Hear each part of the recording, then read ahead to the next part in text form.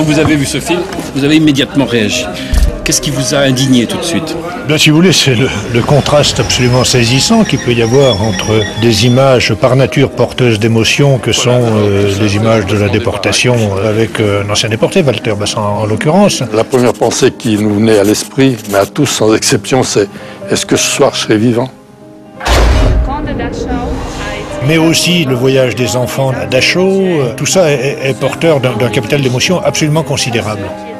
C'est un peu pour ça d'ailleurs que si on me voit en train de parler avec les jeunes ou participer au concours ou faire des manifestations, y compris politiques, certaines politiques, bon, c'est parce que je pense que ce combat que j'ai commencé à 16 ans, je le continue, quoi.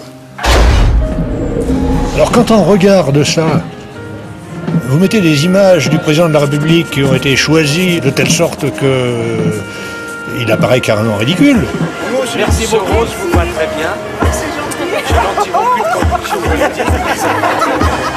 Quand on sait qu'il a un programme politique qu'il va mettre en œuvre et qui tourne complètement le dos au programme du Conseil national de la résistance, ça c'est vraiment scandaleux, quoi. Les nationalisations, la sécurité sociale, l'EDF, la liberté de la presse, les retraites aussi, toutes les lois sociales que nous avons eues, elles viennent du programme de la résistance. Ou encore des images du président de l'Assemblée nationale qui, à l'occasion d'une interview, se rendant compte qu'on l'entraîne sur un terrain, ne voudrait pas aller, dit des mots qui paraissent un peu durs. Que signifie ce rapprochement, si vous voulez?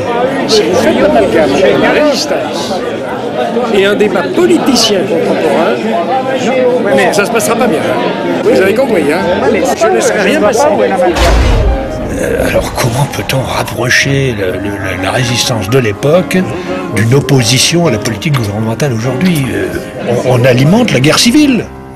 Au contraire, l'utopie, s'il y a l'utopie diabolique, c'est l'utopie de le néolibéralisme, qui prétend qu'en cherchant les profits, en détruisant la terre, en négligeant les gens, que quelque part, ça représente la liberté. Je dirais même que plus j'ai pris de distance par rapport à cette vision du film, plus je suis indigné. Il suffit qu'il y ait une minorité active, solide, des jeunes qui en veulent, qui considèrent que l'engagement, ça signifie quelque chose. Il suffit qu'il soit le levain qui fait monter la pâte. Et à ce moment-là, nous aurons une France résistante. Est-ce que vous avez l'impression que ce film incite à la haine, comme certains le disent? Pas du tout, pas du tout. C'est très exagéré et puis je pense que c'est bien orchestré dans ce sens-là pour essayer de démolir, mais en tout cas pas ces mots-là, non.